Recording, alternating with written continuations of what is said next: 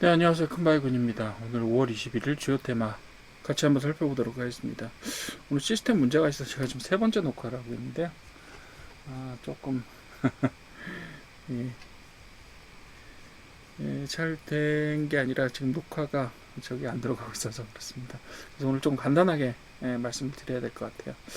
자, 오늘은 대폭등을 했습니다. 600포인트가 넘게 올랐고요. 8.8%가 넘게 올랐죠. 거의 뭐 10% 가까이 다들 올랐다라고 보시는 게 맞을 것 같고요. 좀 더 간단하게 말씀드리면 대세 상승을 했다. SK하이닉스와 삼성전자를 중심으로 대세 상승을 했다 이렇게 보시면 될 것 같아요. 그래서 반도체 관련주와 전력설비 전선 계속해서 짝을 져서 오른다. 그 큰 테마 그룹 속에 들어있다라고 말씀을 드렸고, 여기에다가 이제 뭐 전기 관련된 쪽하고 원자력 관련된 쪽 이쪽하고 뭐 전체적으로 이런 것들이 구성이 되어 있고요. 반도체 관련해서는 전방으로는 AI나 이런 것들이 관련성이 있는데, 사실상 AI 같은 경우는 우리나라에서 AI 산업이 수익을 내는 주요 구조를 못 만들고 있잖아요. 그죠? 아직까지는. 된다라고 하면 이제 로봇 같은 것들인데, 로봇 같은 경우도 사실 우리나라가 주도하고 있다라기보다는 우리나라 로봇의 주도는 사실 미국에서 하고 있잖아요. 어디서요? 보스턴 다이내믹스에서 하잖아요. 예. 결국은 현대 자동차가 그것의 주체이고, 그 현대자동차에 소유하고 있는 보스턴 다이내믹스가 우리나라 전체 로봇 시장에서 제일 잘 나가는, 어떻게 보면 형태를 가지고 있는데, 문제는 우리나라 로봇 피지컬 AI 종목들이 너무 많이 기대보다 올랐다. 지금 뭐 레인보우 로보틱스 같은 경우는 PER이 많이 해요. 일반적으로 이제 고성장주들의 PER을 50 정도로 친다고 해도 레인보우 로보틱스는 지금보다 순수익이 한 200배 정도 늘어나야 됩니다. PBR로 쳐도 뭐 이 정도까지 허용 가능한다라고 보면, 적어도 50배 정도의 자산을 가지고 있어야 되고, 순수익은 200배가 더 올라야 됩니다. 좀 너무 많이 선반영됐다. 이게 뭐 해도 너무하다라는 생각이 들 정도, 들 수밖에 없어요. 그러니까 이거는 아무리 좋은 레인보우 로보틱스라고 해도 지금의 주가를 정당화하려면요, 적어도 어느 정도 돼야 되냐면, 순이익이 한 3천억 정도는 돼야 됩니다. 근데 지금 작년 기준으로 14억이었잖아요. 그러니까 너무 많이 오른 거죠, 한마디로.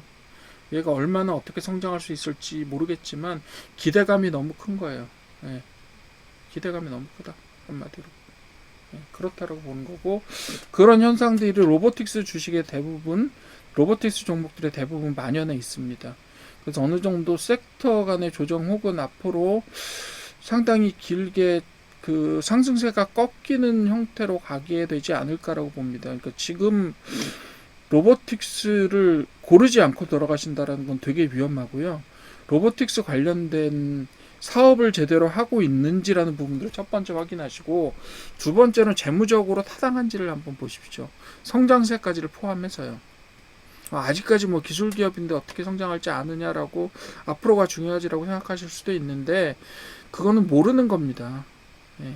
그래도 어떻게 뭐 그 앞으로 어떻게 될지 그걸 알고 갈 수만 있는데, 그럼 도박하시는 거죠. 네, 도박입니다, 도박. 그거는 50% 승률 장담하실 수 있어요? 네, 그렇지 않습니다. 어쨌든 간에 현대차의 로봇 양산 로드맵은 예전에 확정이 돼 있던 거고 지금 재점화가 됐는데, 그게 반도체 덕분일 수가 있어요. 전체적으로 장이 좋으니까 같이 올라가는 거예요. 그리고 게다가 또 촉망받는 테마잖아요. 그러니까 당연히 같이 올라가는 그 폭이 좀 더 컸을 겁니다. 근데 위험하다. 전체적인 섹터에 대한 제 의견은 위험하다입니다. 그렇지만 그렇다고 해서 그 안에 로봇 사업 잘 하면서 수익도 잘 올리고 있는 그런 종목이 없으려는 법은 없어요. 있을 겁니다. 잘 찾아보십시오. 자, 반도체 관련주 당연히 많이 올랐고요. 로봇 피지컬 AI는 많이 올랐지만 조금 조심하시라, 종목에 따라서. 예. 야, 레인보우 로보틱스가 얼마나 잘 나가는데 왜 그런 식으로 얘기를 하느냐? 잘 나가죠. 근데 더 위험하죠. 예, 레인보우 로보틱스 매출액 300억, 영업이익은 마이너스 25억, 당기순이익은 14억인 회사입니다. 그러니까 영업이익 못 올리면서 당기수익 올리는 것도 이상하죠. 근데 게다가 또 뭐 저기에요, 매출액 대비로도 보통 PSR이라고 부르는데, PSR 대비로요, 지금 한 4천 정도 되겠네요. 4천. 400 정도 되겠네요. 예.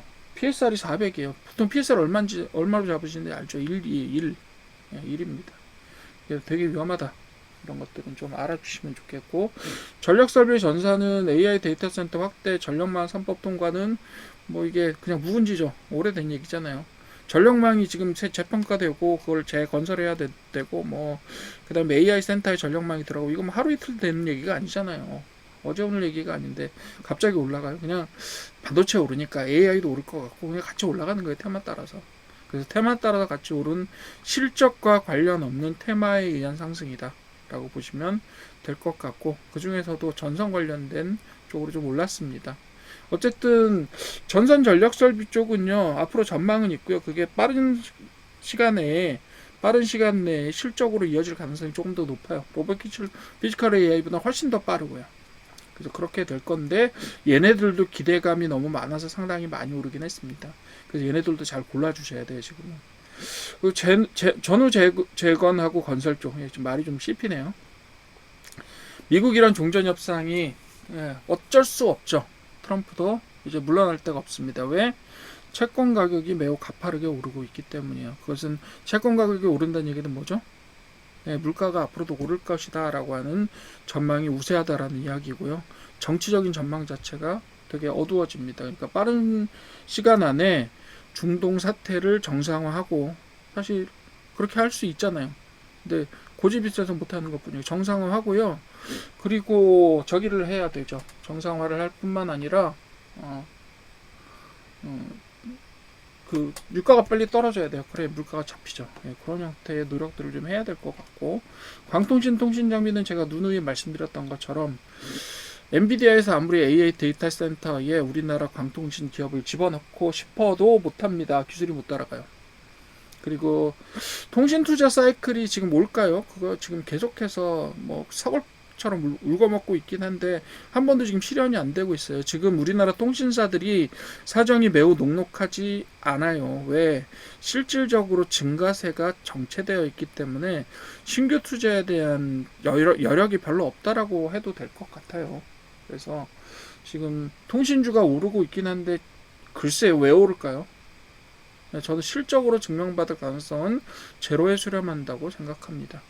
자, 전체적으로 5월 21일 주요 테마 보시게 되면 반도체, 로봇 피지컬, 전력 설비, 광통신이 바로 메가 테마에 속한, 메가 사이클에 속한 테마라고 보여지고, 전후 재건 건설 정도가 어떠냐? 얘네들이 조금 이제 뭐라 그래야 돼요?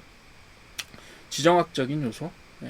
그래서 얘네들 뉴스 기반이고 어쨌든 간에 엔지니어링 기반의 회사들 종목들이 조금 더 주목을 받게 될 가능성이 높다. 그리고 실적으로도 보답받을 수 있을 가능성이 높다. 이렇게 보시면 될 것 같습니다. 오늘은 간단하게 이 정도만 정리하겠습니다.